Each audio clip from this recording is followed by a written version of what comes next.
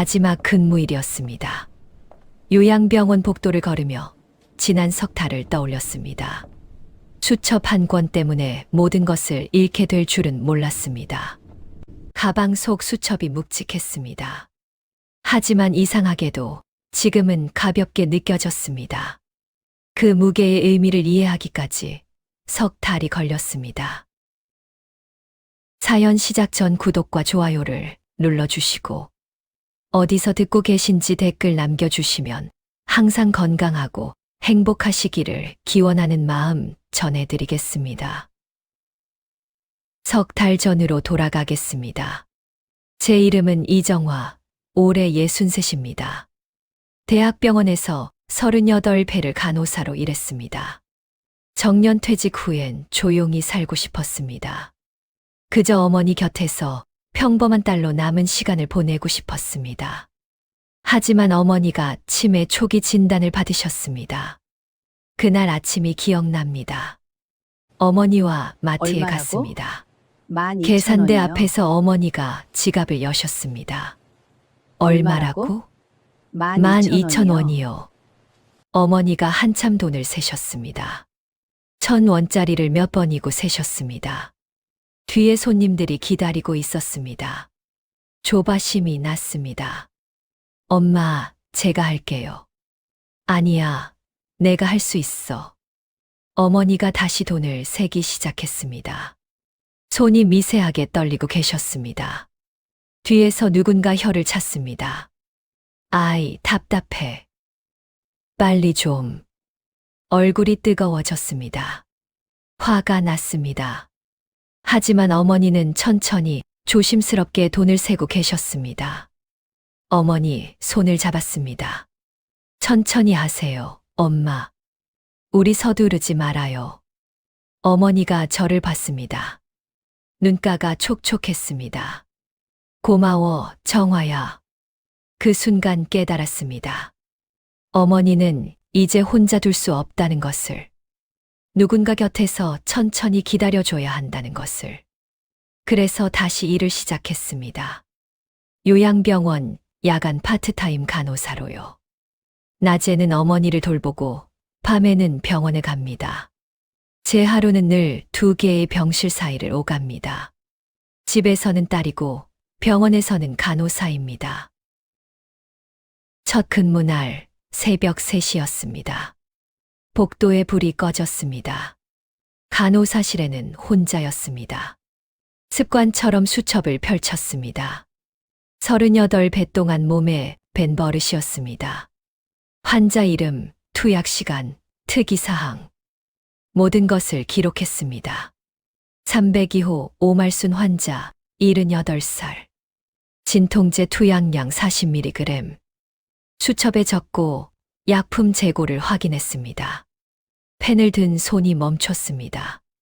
재고가 80mg 줄어 있었습니다. 이상하네. 처음엔 잘못 본 줄 알았습니다. 다시 확인했습니다. 틀림없었습니다. 처방은 40mg, 재고는 80mg 감소. 계산 실수일 거야. 그렇게 생각하며 수첩을 덮었습니다. 하지만 그 다음 날 밤도 똑같았습니다. 숫자가 맞지 않았습니다. 38배 동안 숫자가 안 맞은 적이 없었습니다. 제가 대학병원에서 전국 간호사 술기 경진대회 대상을 받은 것도 정확함 때문이었습니다. 집에 돌아와 낡은 상자를 열었습니다. 먼지 쌓인 상장이 나왔습니다. 제17회 전국 간호사 술기 경진대회 대상 이정화. 손으로 먼지를 닦았습니다. 한때는 자랑스러웠던 이름이었습니다. 그때는 실력을 인정받았는데 상장을 서랍 깊숙이 넣었습니다. 그건 먼 옛날 일이었으니까요. 일주일쯤 지났을 때 조심스럽게 물어봤습니다. 혹시 투약 기록 다시 확인해 보셨어요? 젊은 김 간호사가 고개를 들었습니다. 네, 차트에 다 나와 있잖아요. 차트 말고요. 실제 약품 재고요. 그녀의 얼굴에 미묘한 표정이 스쳤습니다. 경계하는 눈빛이었습니다. 선생님, 그건 낮 근무자들이 관리하는 거예요. 하지만 숫자가 안 맞아서요. 선생님, 그녀가 목소리를 낮췄습니다. 너무 신경 쓰지 마세요. 괜히. 그녀가 말을 멈췄습니다. 복도 끝에서 병동 책임자 최 간호사가 걸어오고 있었습니다. 두 분 무슨 얘기 중이세요? 최 간호사의 목소리는 부드러웠습니다. 하지만 눈빛은 차갑게 저를 훑었습니다. 아무것도 아니에요. 김 간호사가 황급히 자리를 떴습니다. 최 간호사가 제 옆에 섰습니다. 제 책상 위 수첩을 내려다봤습니다. 이정화 선생님, 기록을 참 꼼꼼히 하시네요. 습관이라서요. 습관. 좋죠. 최 간호사가 의자를 빼서 앉았습니다. 제 바로 옆에요. 너무 가까웠습니다. 근데 말이에요, 선생님. 그녀가 제 수첩을 손가락으로 톡톡 두드렸습니다. 이 나이에 다시 일자리 구하기 쉽지 않잖아요. 심장이 쿵 내려앉았습니다. 네. 특히 요즘 같은 때는요. 계약직은 더더욱. 그녀가 제 어깨에 손을 올렸습니다. 무겁게 눌렀습니다. 그러니까 너무 열심히 하지 마세요. 몸 상하시면 안 되니까. 미소 짓고 있었지만 눈은 웃지 않았습니다. 어머님도 돌보셔야 하잖아요. 혼자 두시면. 최 간호사가 말을 멈췄습니다. 더 말할 필요가 없다는 듯이. 치매 초기시라면서요? 약도 자주 까먹으시고. 위험하시겠어요. 혼자 계시면. 입술이 말랐습니다. 어머니 얘기는 처음 면접 때 한 번 한 적밖에 없었습니다. 그런데 이 사람이 그걸 기억하고 있었다는 것은 저를 이미 파악하고 있다는 뜻이었습니다. 야간 근무자는요, 흐름만 따라오시면 돼요. 최 간호사가 일어서며 제 수첩을 가볍게 쳤습니다. 기록은 낮 근무자들이 다 정리할 거니까요. 선생님은 편하게 일하세요. 네. 좋은 밤 되세요. 최 간호사가 복도로 사라졌습니다. 한참을 그 자리에 앉아 있었습니다. 수첩을 내려다봤습니다. 흐름만 따라오라. 손이 떨렸습니다.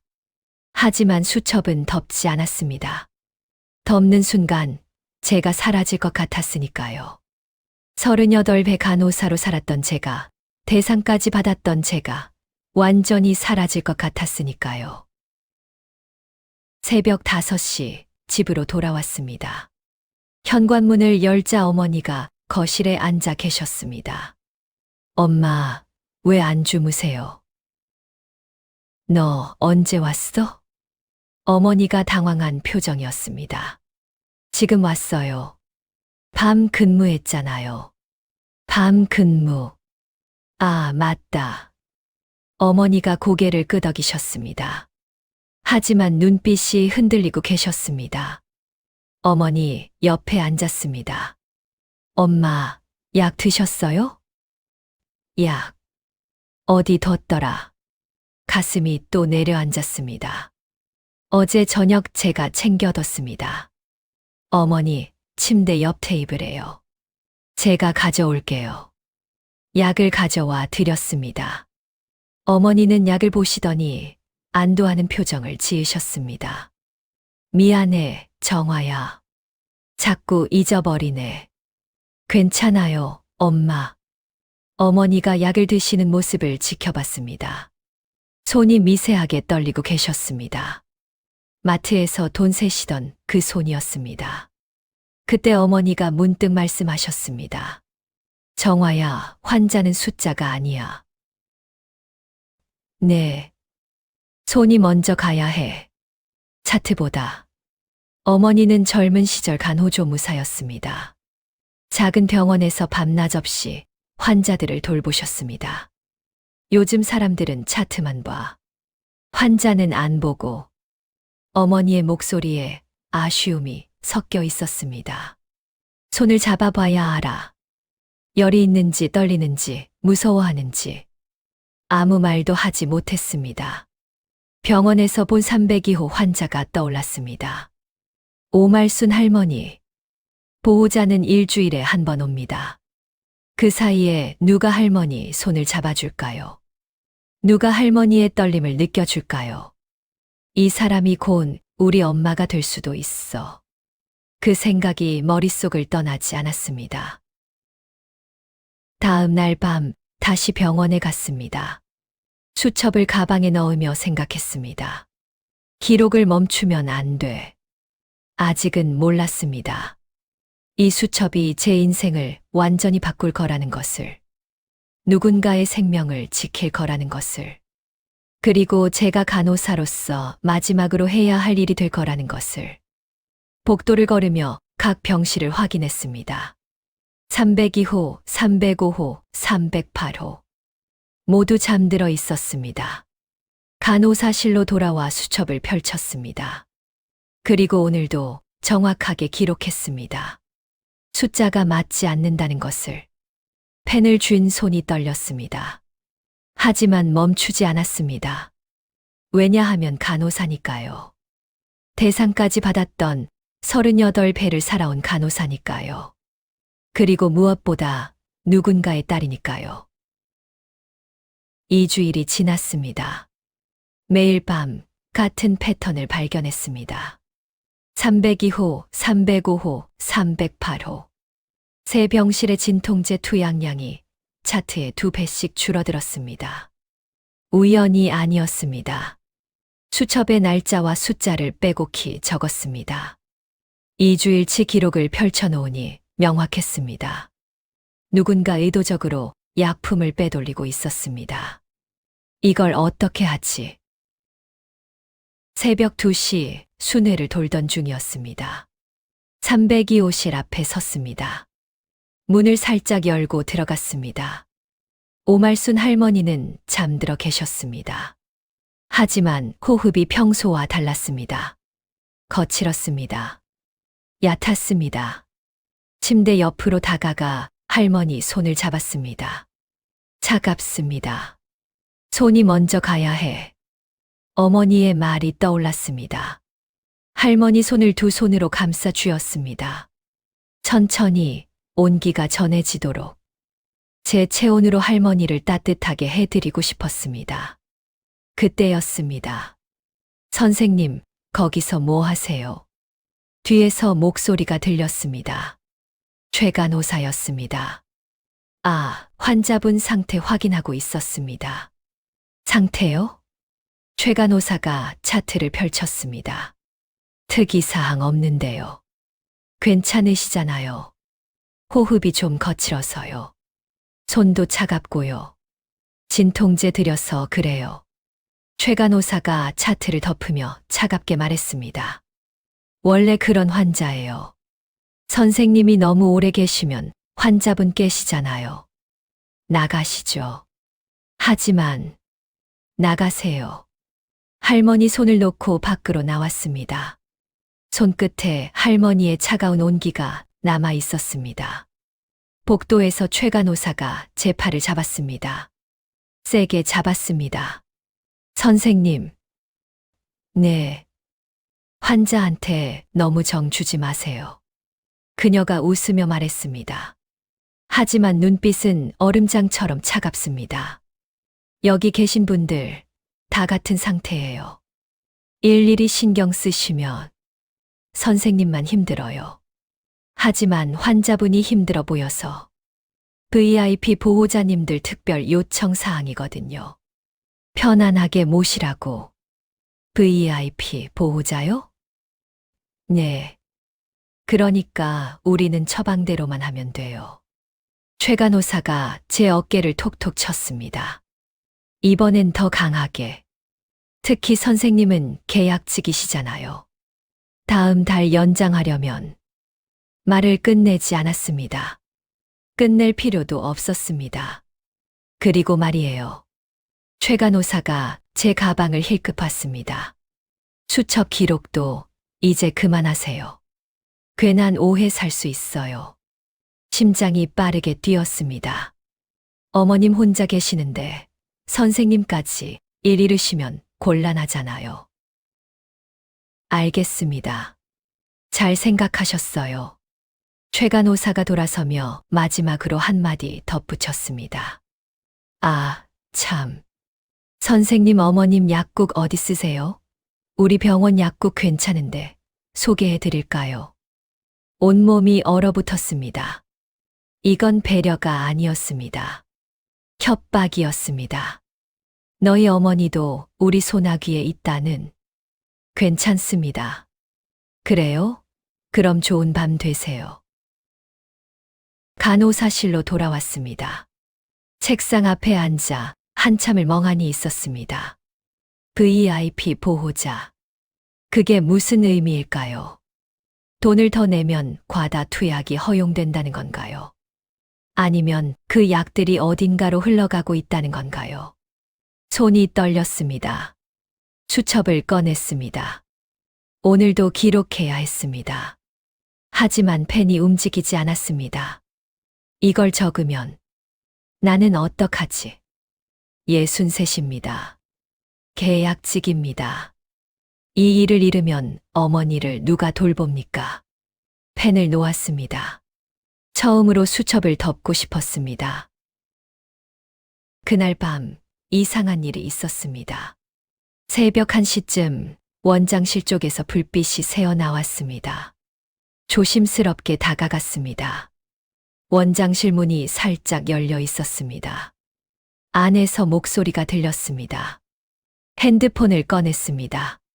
손이 떨렸지만 녹음 버튼을 눌렀습니다. 이번 달 물량은 이 정도면 충분합니다. 박성우 원장의 목소리였습니다. VIP 쪽에서 만족한다고 연락 왔습니다. 낯선 남자 목소리가 이어졌습니다. 다음 달 계획은 305하고 308호 추가 예정입니다. 좋아. 최 간호사한테도 알려둬. 네. 근데 원장님, 야간 근무 새로 온 간호사 있잖아요. 심장이 쿵 내려앉았습니다. 이정화? 네. 그 사람이 자꾸 기록을 한다는데요. 기록. 약품 재고 확인하고 수첩에 적는다고요. 최 간호사가 경고는 했는데 원장이 웃었습니다. 비웃는 소리였습니다. 괜찮아. 늙은 간호사야. 조용히 시킨 일만 할 거야. 늙은 간호사. 그 말이 가슴에 박혔습니다. 그래도 혹시 걱정 마. 필요하면 계약 종료하면 돼. 대신 얼마든지 있어. 알겠습니다. 치매 환자 어머니 있다며 그것만 건드리면 알아서 조용해질 거야. 녹음을 멈췄습니다. 온몸에 힘이 빠졌습니다. 뒤로 물러났습니다. 조용히 천천히 복도로 돌아와 벽에 등을 기댔습니다. 늙은 간호사. 대신 얼마든지 있어. 그 말이 귓가에 맴돌았습니다. 38회 간호사로 살아온 제가, 대상까지 받았던 제가 이렇게 취급받고 있었습니다. 손이 떨렸습니다. 분노인지 두려움인지 알 수 없었습니다. 하지만 핸드폰 속에 녹음 파일이 있었습니다. 증거였습니다. 새벽 6시 집으로 돌아왔습니다. 어머니가 부엌에서 물을 끓이고 계셨습니다. 엄마, 벌써 일어나셨어요? 응. 잠이 안 와서. 어머니가 찻잔 2개를 꺼내셨습니다. 하나는 제 앞에, 하나는 당신 앞에 놓으셨습니다. 정화야. 네, 엄마. 너 요즘 얼굴이 안 좋아. 그래요? 응. 밤에 잠꼬대도 해. 자꾸 미안해라고. 찻잔을 들었습니다. 손이 떨려서 물결이 일었습니다. 엄마, 물어볼 게 있어요. 응. 엄마는 환자 돌볼 때 힘든 적 없었어요? 포기하고 싶을 때. 있었지. 어머니가 창밖을 보셨습니다. 엄마도 포기하고 싶을 때 많았어. 특히 아무도 알아주지 않을 때. 그럴 때 어떻게 하셨어요? 손을 잡았지. 환자 손을. 어머니가 제 손을 잡으셨습니다. 그럼 알거든. 이 사람도 무섭다는 걸. 외롭다는 걸. 나 같은 사람이 필요하다는 걸. 그럼 포기 못해. 손을 놓을 수가 없어. 어머니의 눈에 눈물이 맺혔습니다. 정화야, 사람은 말이야. 손 놓는 순간부터 후회가 시작돼. 평생 가는 후회. 그 말이 가슴에 스며들었습니다. 그날 밤, 김윤희 사회복지사를 만났습니다. 병원 구내 식당, 아무도 없는 시간이었습니다. 윤희 씨, 시간 있어요? 네, 선생님. 무슨 일이세요? 가방에서 수첩을 꺼냈습니다. 그리고 핸드폰도 꺼냈습니다. 이거 좀 들어봐 줄래요? 녹음 파일을 재생했습니다. 원장과 남자의 대화가 흘러나왔습니다. 김윤희의 얼굴이 점점 창백해졌습니다. 이게 진짜예요? 네. 새벽에 우연히 들었어요. 선생님, 이거면. 김윤희가 떨리는 손으로 수첩을 펼쳤습니다. 이거면 증거 되잖아요. 완벽한 증거. 그래서 윤희 씨한테 보여주는 거예요. 수첩의 기록을 가리켰습니다. 여기 3주 동안의 기록이 다 있어요. 투약 기록, 재고 변동, 환자 상태 변화. 빠짐없이. 김윤희가 한 장 한 장 넘겼습니다. 선생님, 이거 신고하시려고요?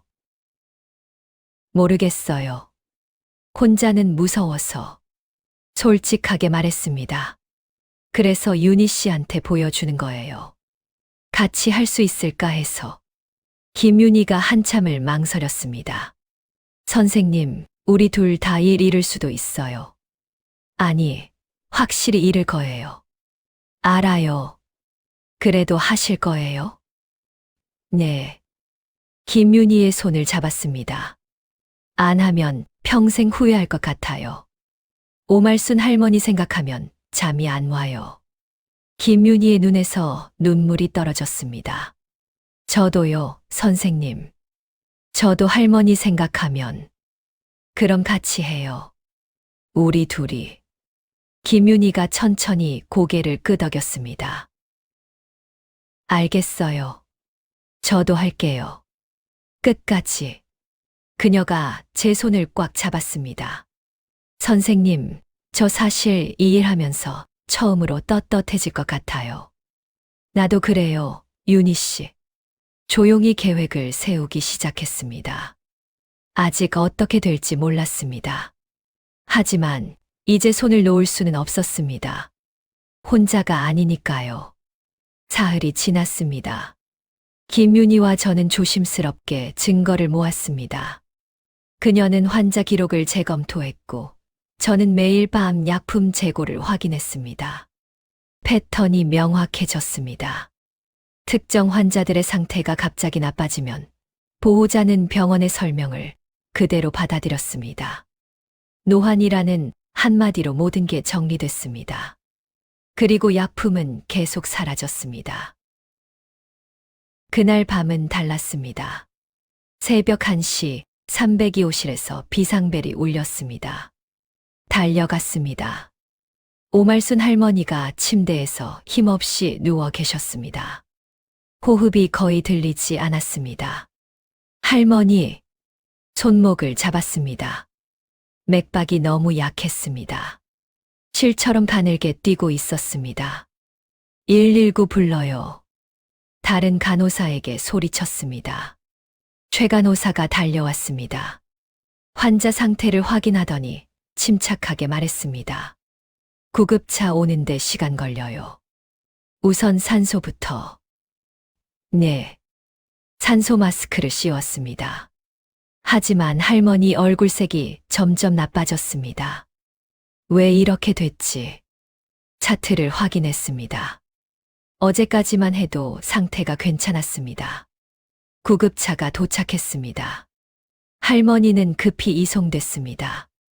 사이렌 소리가 멀어지는 동안 302호실에 홀로 남았습니다. 침대 시트가 흐트러져 있었습니다.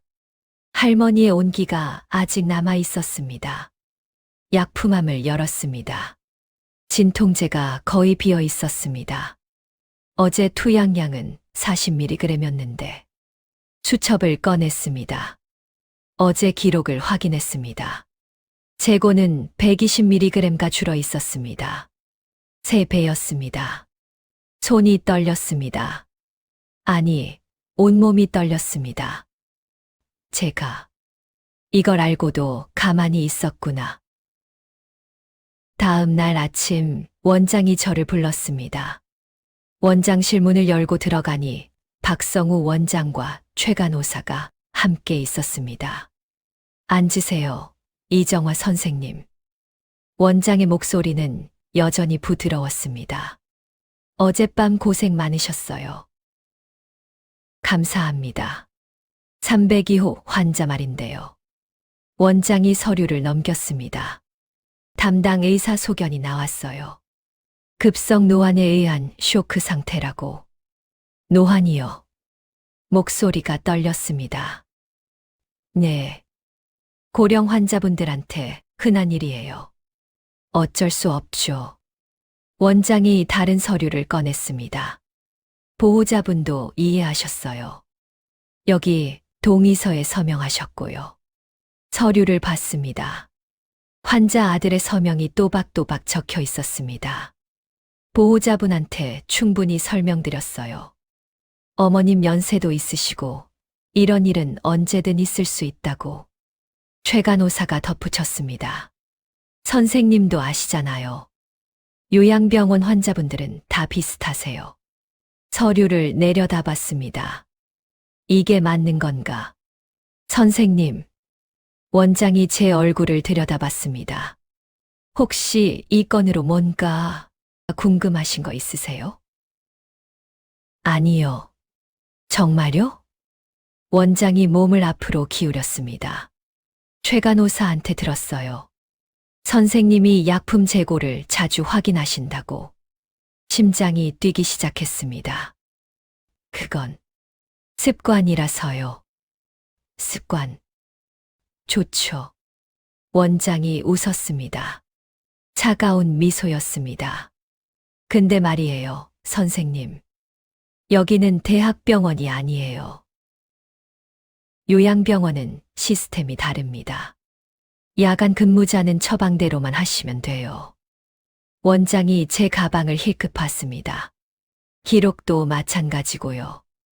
낮 근무자들이 다 정리하니까 선생님은 신경 안 쓰셔도 됩니다. 알겠습니다. 그리고 원장이 파일을 한 장 꺼냈습니다. 선생님 계약 기간이 다음 달까지죠.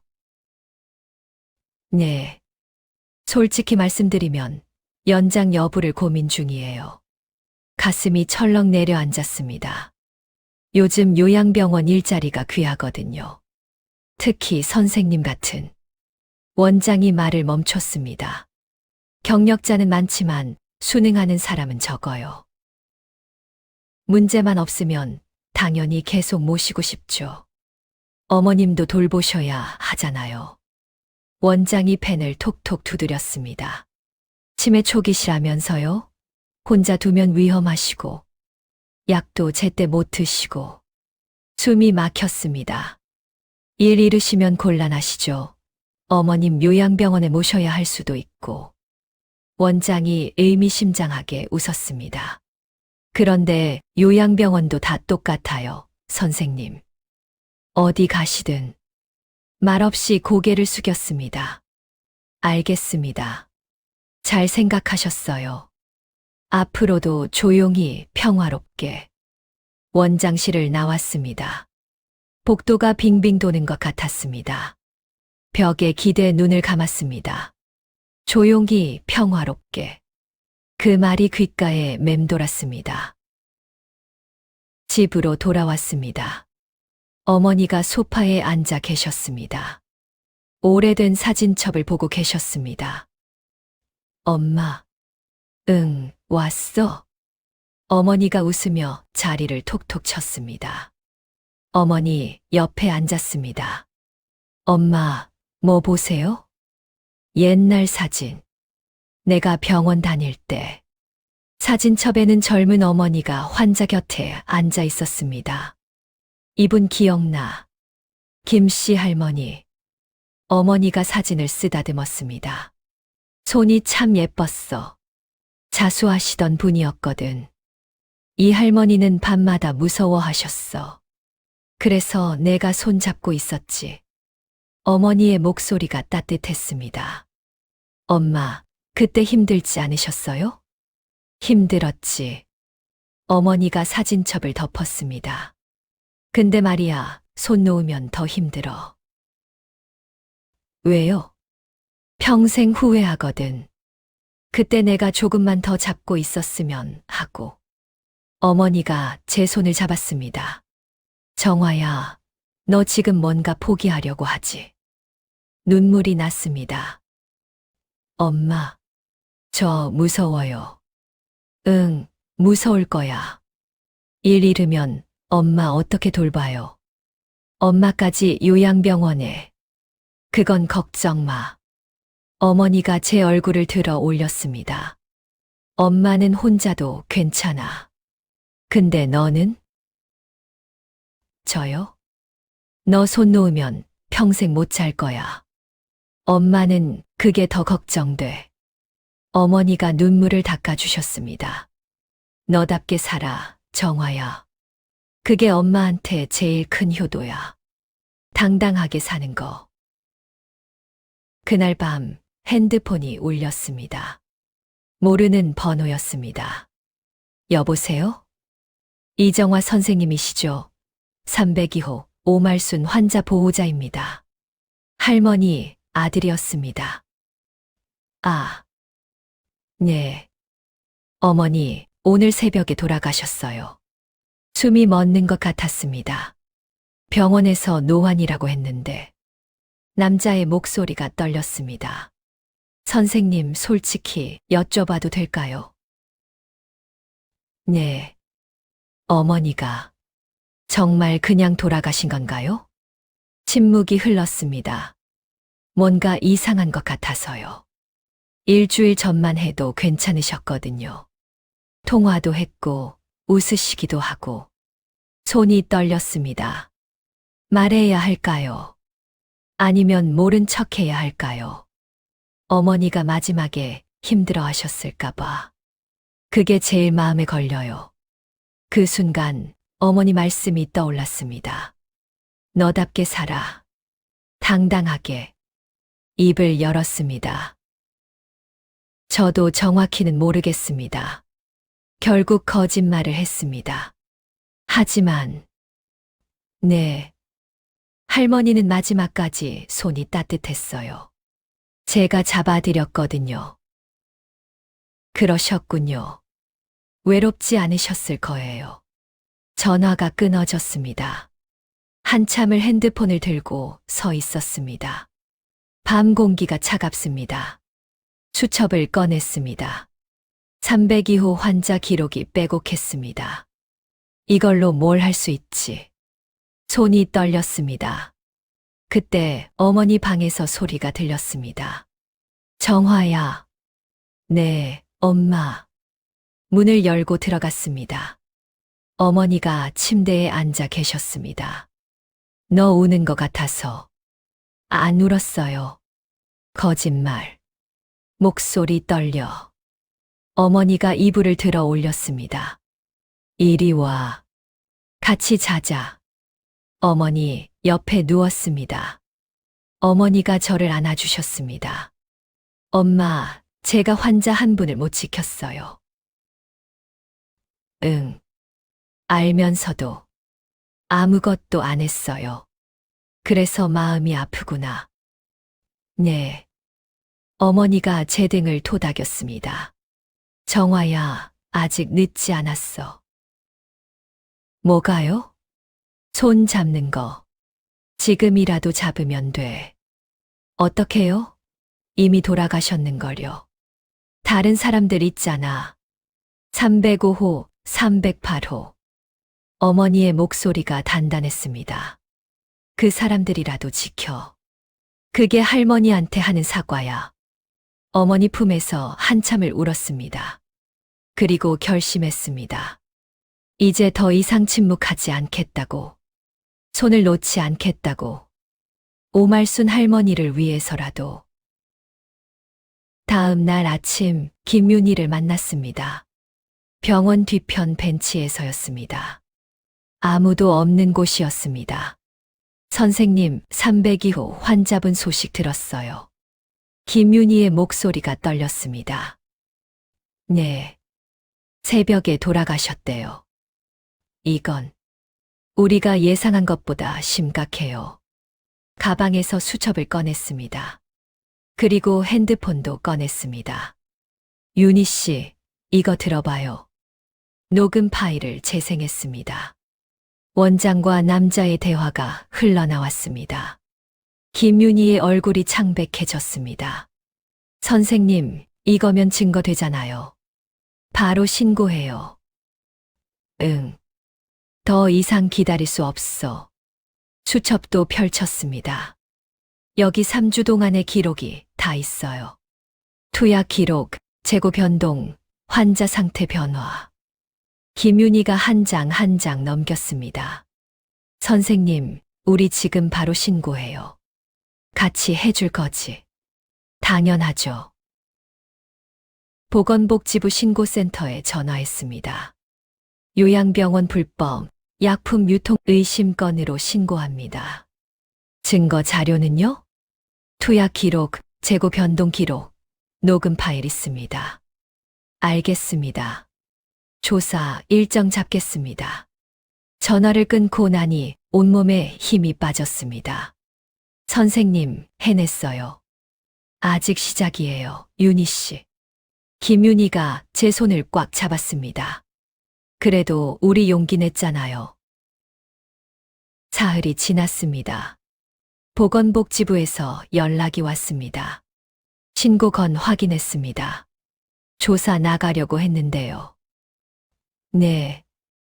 병원 측에서 해명 자료를 제출했습니다. 가슴이 철렁했습니다. 무슨 해명이요? 투약 기록 오류는 전산 시스템 문제였고 이미 수정 완료했다고 합니다. 그건 거짓말이에요. 제가 직접 확인했어요.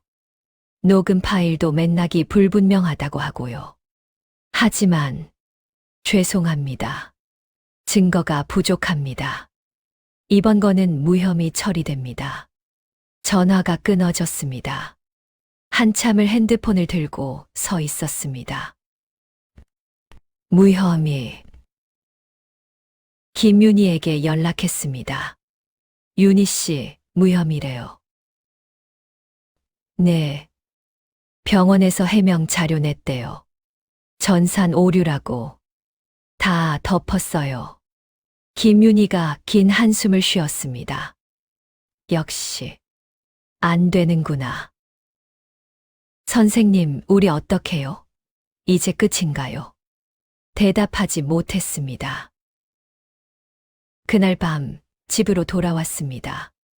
어머니가 거실에서 기다리고 계셨습니다. 엄마, 왜 안 주무세요?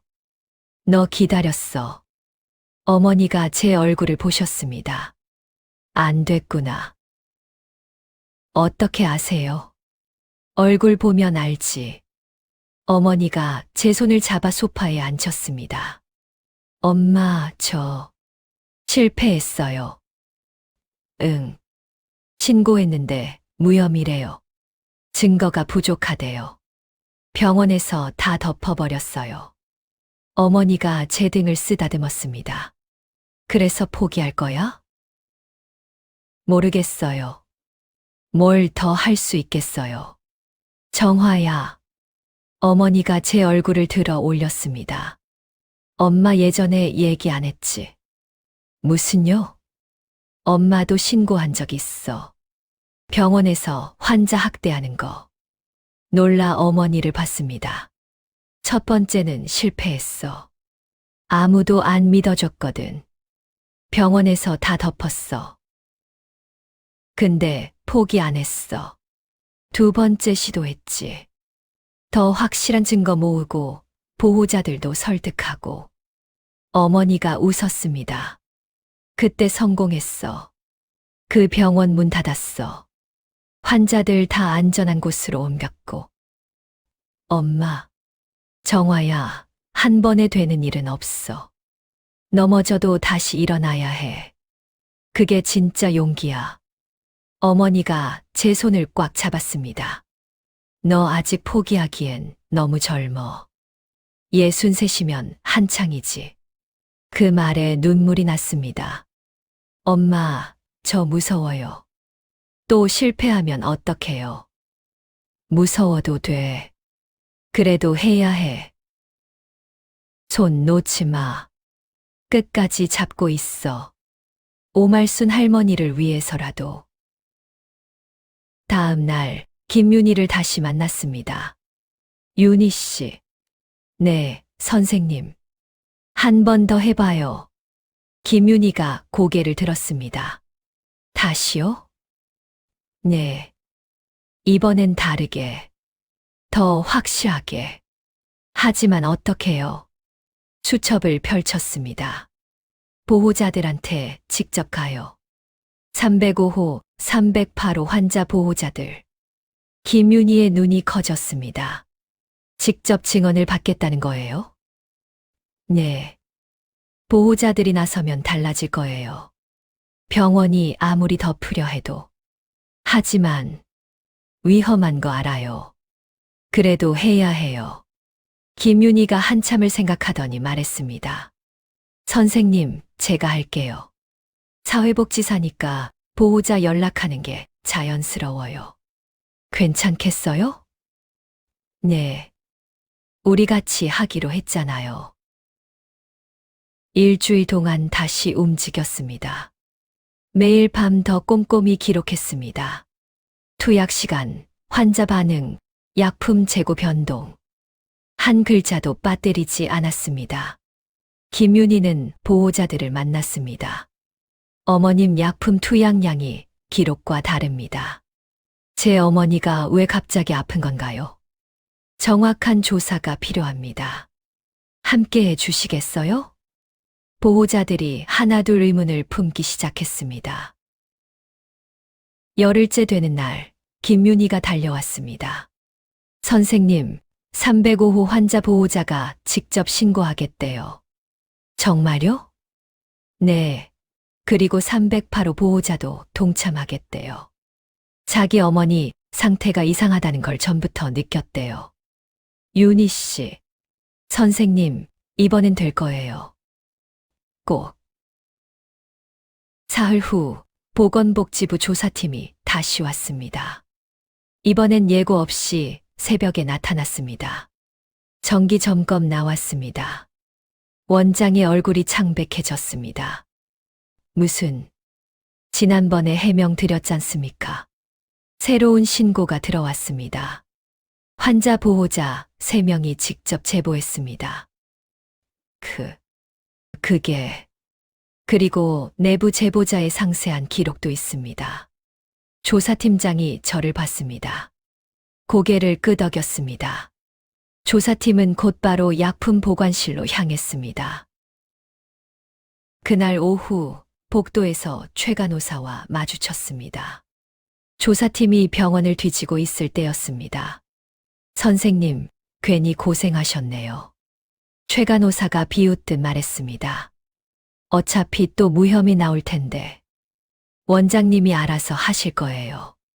그 순간 제 안에서 뭔가 터졌습니다. 최 간호사님, 그녀를 똑바로 봤습니다. 저 63입니다. 대학병원에서 38회 일했어요. 그게 지금 무슨 상관이? 제가 간호사로 일하는 동안 단 한 번도 환자를 숫자로 본 적 없습니다. 목소리가 떨렸습니다. 하지만 멈추지 않았습니다. 최 간호사님은요? 거울 보면 부끄럽지 않으세요? 저도 어쩔 수 없었어요. 원장이 어쩔 수 없다고요? 가방에서 수첩을 꺼냈습니다. 저는 어쩔 수 없어도 기록했어요. 매일 밤, 손 떨려도 수첩을 그녀 앞에 내밀었습니다. 이게 간호사예요. 숫자 맞추는 게 아니라 사람 지키는 거. 최 간호사는 아무 말도 하지 못했습니다. 오말순 할머니 기억하세요? 302호. 그분 돌아가시기 전날 밤 제가 손잡아드렸어요. 차가웠어요. 그런데 왜 아무도 신경 안 썼어요? 최 간호사의 눈에서 눈물이 떨어졌습니다. 죄송해요. 정말. 돌아서며 마지막으로 말했습니다. 부끄러운 줄 아세요. 조사는 이틀 동안 계속됐습니다. 둘째 날 오후 놀라운 일이 일어났습니다. 최 간호사가 조사팀을 찾아갔습니다. 제가 증언하겠습니다. 네. VIP 명단, 약품 유통 경로 다 알려드리겠습니다. 조사팀장이 놀란 표정으로 물었습니다. 왜 갑자기요? 더 이상 못 참겠어요. 오말순 환자 생각하면 잠이 안 와요. 김윤희가 달려와 제게 속삭였습니다. 선생님, 최 간호사가 양심 선언했대요. 정말? 네, 이제 확실해요. 원장 끝났어요. 복도 끝을 바라봤습니다. 사람은 변할 수 있다는 것. 그것을 믿어야 한다는 것. 셋째 날 조사팀장이 원장을 불렀습니다. 원장님, 중대한 위법 사항이 발견됐습니다. 그게 마약성 진통제 불법 유통, 환자 학대, 기록 위조. 모든 혐의가 확인됐습니다. 아니, 이건 오해입니다. 내부 증언자도 나왔고 보호자들 진술도 일치합니다. 관계기관에 통보하겠습니다. 그날 밤 집으로 돌아오는 길이었습니다. 밤차 안에서 창밖을 봤습니다. 도시의 불빛이 반짝였습니다. 김윤희가 문자를 보냈습니다. 선생님, 우리 해냈어요. 진짜로. 수첩을 만졌습니다. 묵직했습니다. 하지만 이번엔 무겁지 않았습니다. 오히려 따뜻했습니다. 엄마, 저 해냈어요. 손 놓지 않았어요. 혼자 중얼거렸습니다. 일주일 후 결과가 나왔습니다. 박성우 원장은 구속됐습니다. 마약성 진통제 불법 유통, 환자 학대, 기록 위조. 모든 혐의가 인정됐습니다. 최 간호사를 포함한 관련자들도 조사를 받았습니다. 병원은 관리 체계 전면 개편에 들어갔습니다. 뉴스에도 나왔습니다. 오요양병원 불법, 약품 유통 적발, 63세 간호사, 내부 고발로 진실 밝혀져. 그 기사를 오래 들여다봤습니다. 할머니, 이제 편히 쉬세요. 그날 오후 인사팀에서 연락이 왔습니다. 이정화 선생님, 계약 종료 통보드립니다. 예상했던 말이었습니다. 네, 알겠습니다. 다음 주 금요일까지 근무하시고 정리해 주시면 됩니다.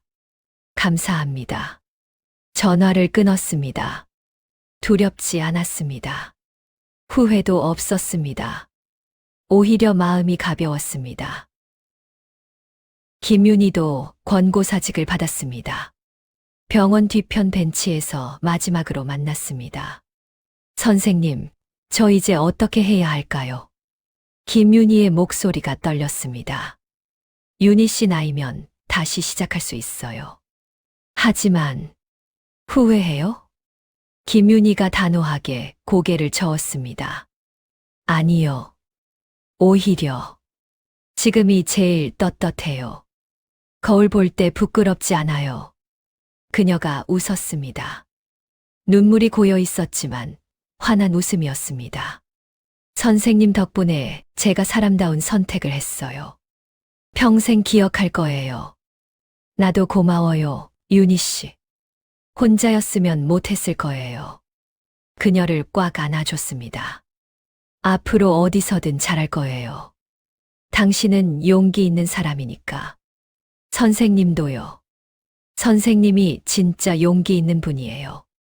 한참을 그렇게 서 있었습니다. 마지막 근무일, 짐을 정리하고 있는데 누군가 문을 두드렸습니다. 들어오세요. 문이 열리고 중년 남자가 들어왔습니다. 이정화 선생님이시죠? 네, 그런데요? 저 302호 오말순 환자 아들입니다. 가슴이 뛰었습니다. 아, 네. 남자가 깊이 허리를 숙였습니다. 90도로. 감사합니다. 정말 감사합니다. 아니에요. 제가 더 일찍 말씀드렸어야 했는데. 아니에요. 그가 고개를 들었습니다. 눈가가 붉었습니다. 선생님 아니었으면 어머니는 그냥 숫자로 남았을 거예요. 아무도 모른 채. 조사팀에서 보여줬어요. 선생님이 매일 밤 적으신 기록들. 어머니가 얼마나 힘들어 하셨는지 다 적혀 있더라고요. 남자의 목소리가 떨렸습니다. 그 기록 덕분에 진실을 알게 됐어요. 어머니가 왜 그렇게 급하게 가셨는지. 죄송해요. 제가 더 잘했어야 했는데. 아니에요, 선생님. 그가 제 손을 잡았습니다. 선생님은 최선을 다하셨어요. 어머니도 아실 거예요. 마지막까지 손 잡아주신 거. 남자가 주머니에서 작은 봉투를 꺼냈습니다. 이거 받아주세요. 봉투를 열어보니 연보라색 손수건이 들어 있었습니다. 어머니가 생전에 좋아하시던 거예요.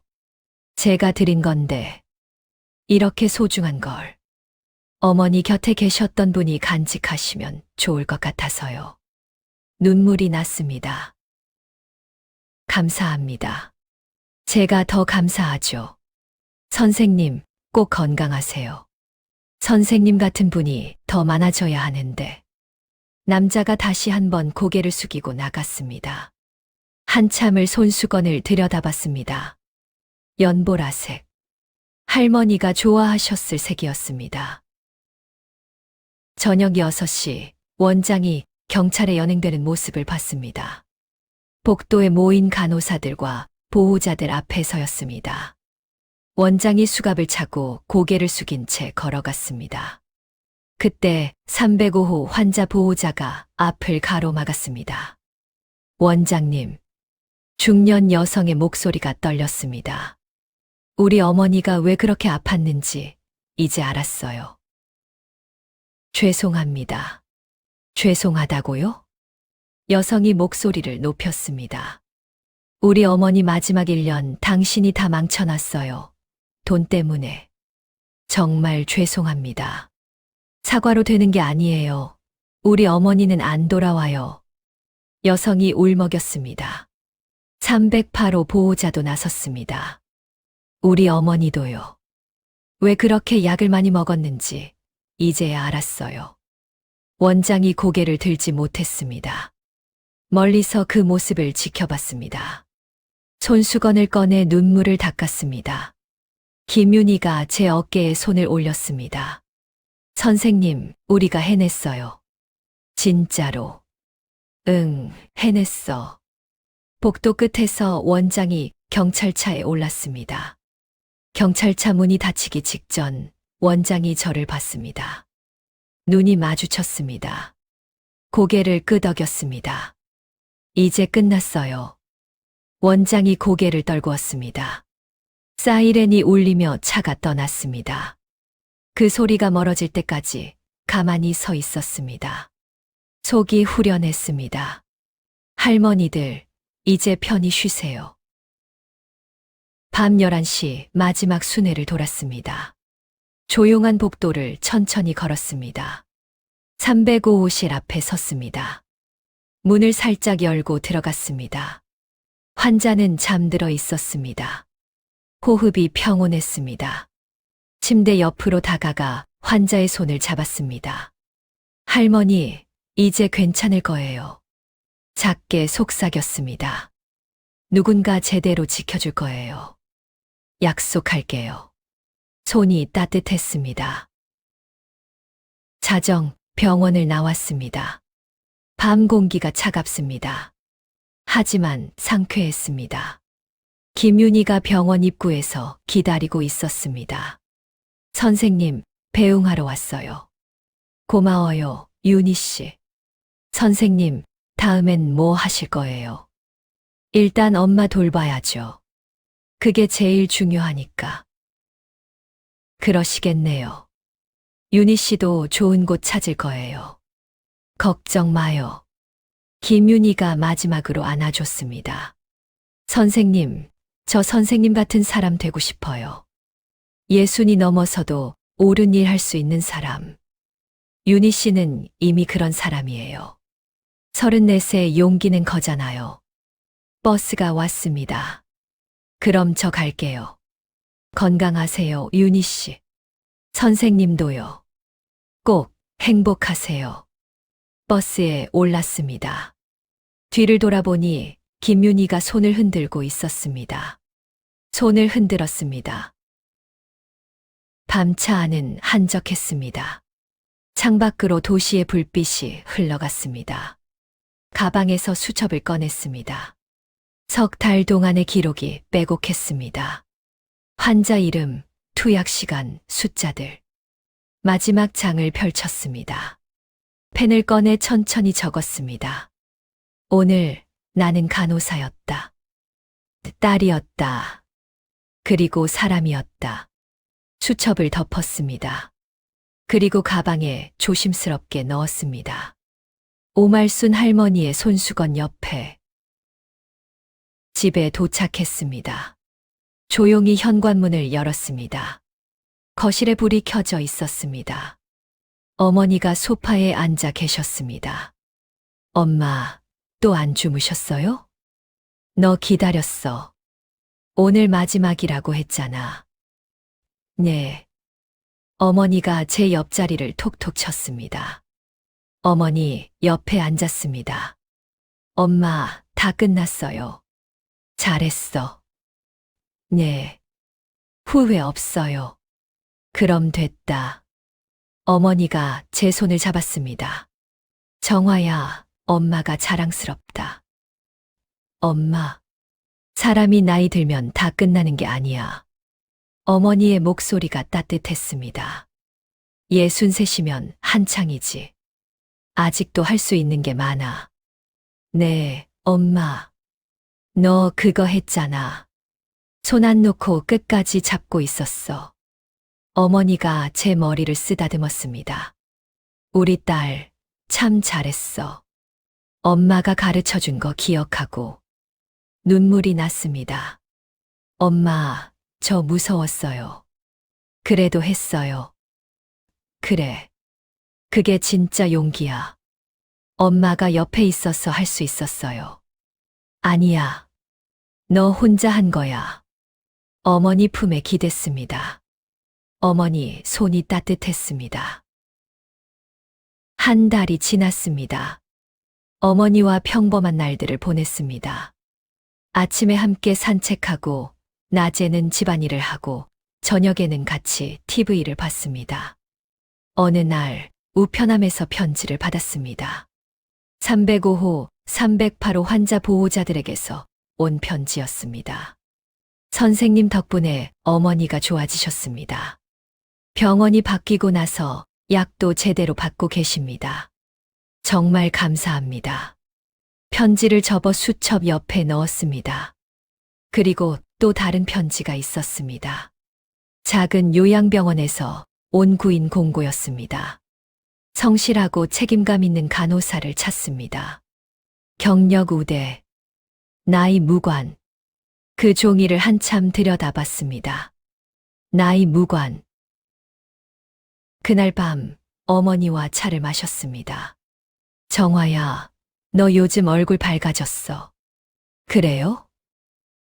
응. 잠도 잘 자는 것 같고 어머니가 웃으셨습니다. 사람은 말이야, 옳은 일 하고 나면 잠이 잘 와. 엄마도 그랬어요? 응. 엄마도 그랬어. 어머니가 제 손을 잡았습니다. 정화야, 너 알아? 뭐요? 엄마가 너한테 물려준 게 별로 없는데. 무슨 말씀이세요? 근데 이거 하나는 물려준 것 같아. 뭔데요? 사람 손 잡는 법. 눈물이 났습니다. 엄마, 그거 잊지 마. 손이 먼저 가야 해. 차트보다 숫자보다. 네, 엄마. 절대 안 잊을게요. 그날 밤 책상 앞에 앉았습니다. 창밖으로 밤차가 지나가는 소리가 들렸습니다. 가만히 귀 기울였습니다. 그리고 생각했습니다. 우리 모두는 누군가의 기록 속에 남는다고. 누군가 우리를 기억해 준다고. 손을 잡아준 사람을 우리는 평생 기억한다고. 수첩을 만졌습니다. 이 기록은 세상을 바꾸기 위한 게 아니었습니다. 그저 누군가를 지키기 위한 것이었습니다. 어머니 같은 사람을, 오말순 할머니 같은 사람을, 그리고 언젠가 제가 될 수도 있는 그런 사람들을. 구인 공고를 다시 펼쳤습니다. 나이 무관. 천천히 펜을 들었습니다. 지원서를 작성하기 시작했습니다. 63, 이정화 경력 38년 자격. 전국 간호사 술기, 경진대회 대상. 그리고 마지막 줄에 적었습니다. 환자는 숫자가 아닙니다. 손이 먼저 가야 합니다. 창문을 열었습니다. 봄바람이 들어왔습니다. 겨울이 지나고 있었습니다. 어머니 방에서 고요한 숨소리가 들렸습니다. 조용히 미소 지었습니다. 오늘도 내일도 우리는 괜찮을 거라고. 손을 잡아줄 사람이 있으니까. 기록해 줄 사람이 있으니까. 그것으로 충분하다고. 수첩을 가방에 넣었습니다. 내일 아침 새 병원에 면접하기로 했습니다. 어머니가 아침밥을 차려주신다고 하셨습니다. 정화야, 오늘 면접이지? 네, 엄마. 잘하고 와. 넌 최고야. 가방에 수첩을 넣었습니다. 오말순 할머니의 손수건도 함께. 그렇게 새로운 밤이 시작됩니다. 과거의 기록과 함께 미래의 희망을 안고 저는 오늘도 간호사입니다. 딸입니다. 그리고 사람입니다. 여러분, 오늘 이야기는 여기까지입니다.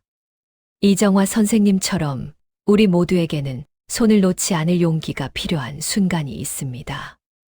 나이가 들었다고, 힘이 없다고 포기하는 게 아니라 끝까지 사람답게 살아가는 것. 그것이 진짜 용기가 아닐까요? 구독과 좋아요로 응원해 주시고 여러분의 이야기도 댓글로 들려주세요.